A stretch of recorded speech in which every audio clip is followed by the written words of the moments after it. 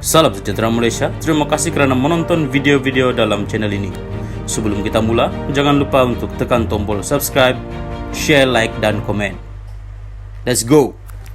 Salam sejahtera dan salam perpaduan berita seterusnya. Rombakan Kabinet hak mutlak Perdana Menteri Zahid. Berita penuh. Sebarang rombakan Kabinet di bawah Kerajaan Perpaduan adalah hak mutlak dan berdasarkan budi bicara Perdana Menteri, kata Timbalan Perdana Menteri Ahmad Zahid Hamidi.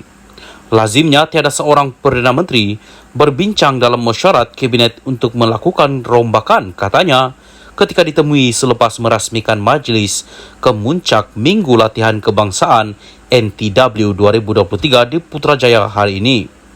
Beliau berkata demikian ketika diminta mengulas desas-desus yang tersebar mengenai kemungkinan Perdana Menteri Anwar Ibrahim akan merombak barisan jemaah menteri selepas pilihan raya negeri PRN. 6 negeri yang akan mengadakan PRN tahun ini adalah Kelantan, Terengganu, Kedah, Selangor, Negeri Sembilan dan Pulau Pinang. Sementara itu, semasa dirujuk mengenai prestasi jemaah menteri ketika ini, Ahmad Zahid berkata pada pandangannya, semua menteri telah melaksanakan tugas dengan baik. Salam sejahtera dan salam perpaduan berita seterusnya.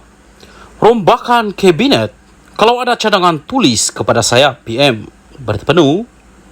Ketika desas-desus mengenai kemungkinan melakukan rombakan Kabinet semakin kerap kedengaran, Perdana Menteri Anwar Ibrahim hari ini kelihatan bersahaja menggapai isu tersebut.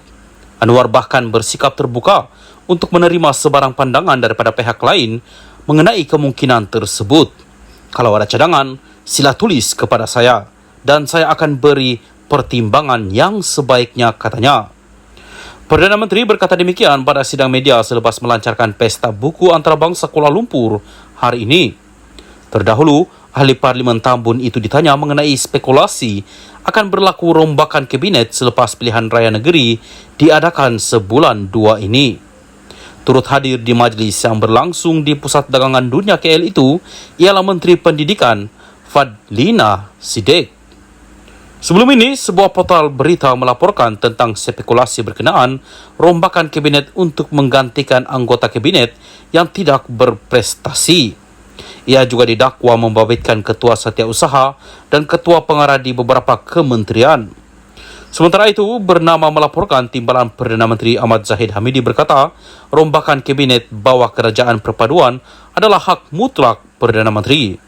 Katanya, ia juga dibuat berdasarkan budi bicara Anwar. Lazimnya tiada seorang Perdana Menteri berbincang dalam mesyuarat Kabinet untuk melakukan rombakan, katanya, selepas merasmikan Kemuncak Minggu Latihan Kebangsaan 2023 di Putrajaya hari ini. Salam sejahtera dan salam perpaduan kepada seluruh rakyat Malaysia. Berita panas malam ini, 1MDB dakwa Najib tak dedah ke semua aset miliknya kepada mahkamah. Berita penuh. Bekas Perdana Menteri Najib Razak didakwa membuat pendedahan separa mengenai aset kepunyaannya dalam perbicaraan kes saman 1MDB terhadapnya. Menurut affidavit yang difailkan oleh pengerusi 1MDB, Johan Mahmud, Najib mengisytiharkan RM1,10,258.62 sen dalam akaun banknya dan jumlah itu tidak termasuk wang tunai RM114 juta yang dikembalikan oleh mahkamah terhadapnya pada 2021. Wang sebanyak RM114 juta itu dikembalikan kepada Najib berikutan keputusan Mahkamah Tinggi menolak permohonan Kerajaan Malaysia untuk pelucut hakkan wang tunai tersebut. Affidavit Johan juga menyatakan terdapat percenggahan antara aset yang diisytiharkan Najib dan yang didedahkan untuk saman berasingan yang dikemukakan oleh SRC International Sendirian Berhad.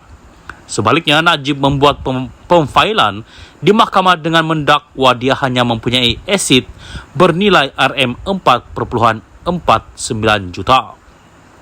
Najib diperintahkan oleh Mahkamah Tinggi untuk mengisytiharkan asetnya apabila 1MDB memperoleh injaksi Mareva untuk menghalang bekas Perdana Menteri itu daripada melupuskan aset sebanyak AS 681 juta. 1MDB dan SRC menyaman Najib atas dakwaan menipu entiti itu yang dimiliki sepenuhnya oleh Menteri Keuangan diperbadankan MOF. Kedua-dua syarikat itu ditubuhkan semasa Najib menjadi Menteri Keuangan.